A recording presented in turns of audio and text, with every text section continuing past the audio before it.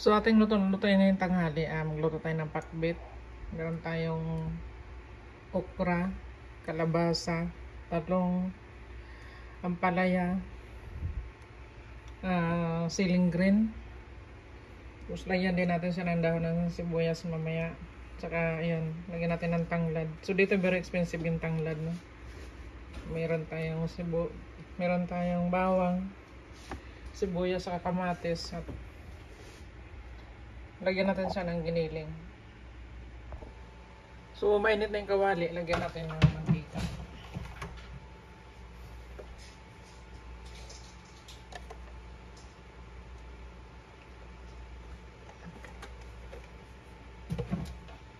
So unahin natin paggisa yung bawang.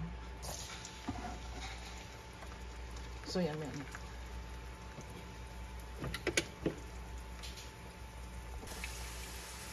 Isunod natin yung sibuyas na puti.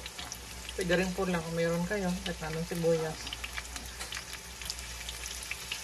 So konting ukay-ukay lang. Lagyan naman natin yung kamatis.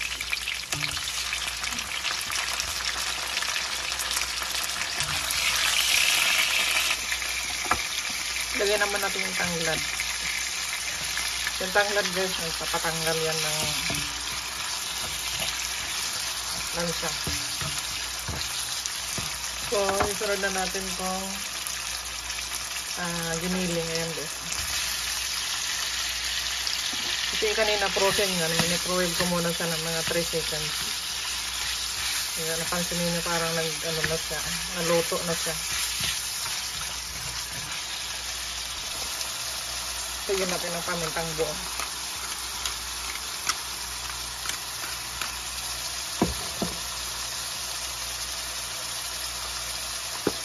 Pindit siya.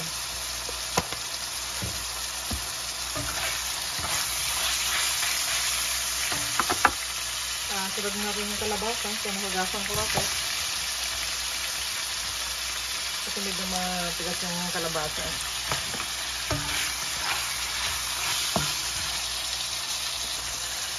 Takpan muna natin.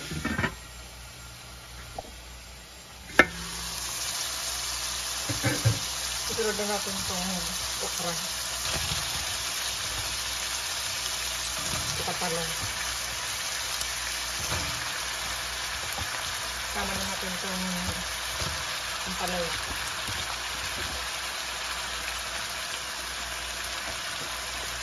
Siling green.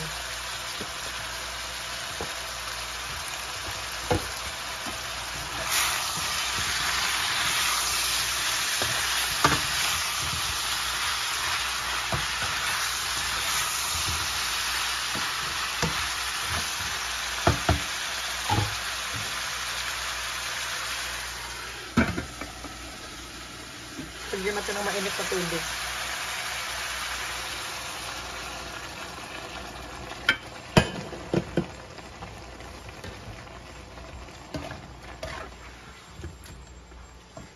So, ganyan lang magluto ng pakbit. Yes. Simple lang. Ito, marami na makain ito. Mga 5 o 6 na tao. O mamaya, lalagyan natin ng patis yan. Ulam namin kagabi, paksiw na galunggong. At ngayong umaga naman, nagluto naman si daddy ng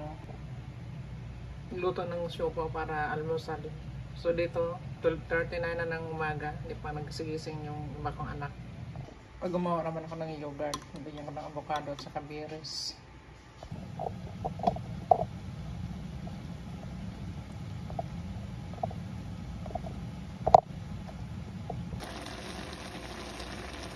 Lagyan natin ng milk cubes.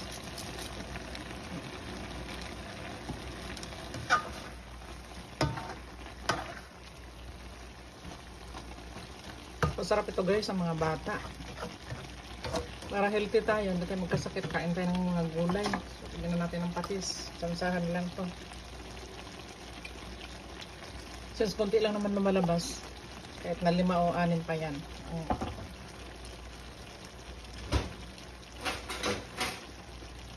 Gamitan natin ito para masandok natin yung sabaw.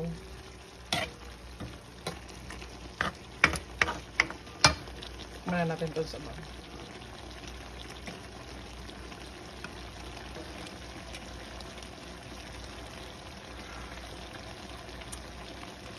Kulang pa yung patis.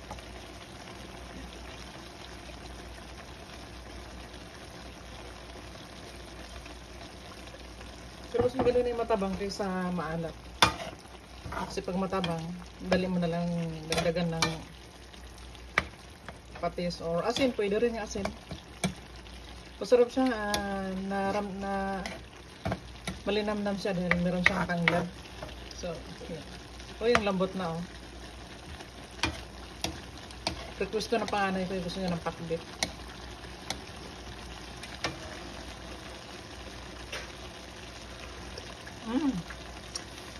Sakto lang.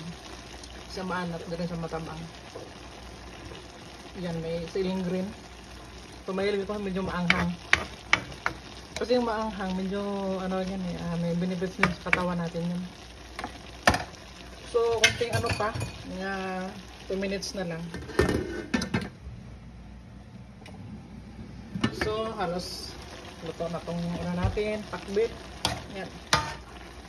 Wow, sarap nito. Pwede rin to guys sa ano, halimbawa pag may prito kayong bangos, pritong galunggong, ipatong lang ninyo sa pakbit. Panalo na kayo guys, parang halian.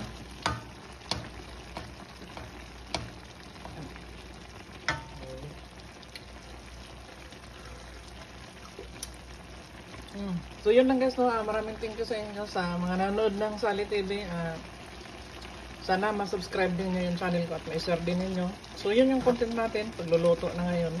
Kahit ano na lang, kung anong maisipan natin, basta original na content. Hindi natin kailangan madaliin na dumami yung subscribers natin. Pag nagustuhan yung content ko, maraming thank you. Pero pag ano naman, marami naman pwedeng panoorin. Depende sa inyo guys. So yun lang, maraming thank you. God bless us all sa lahat ng mga subscribers natin. I love you and see you sa ating next video.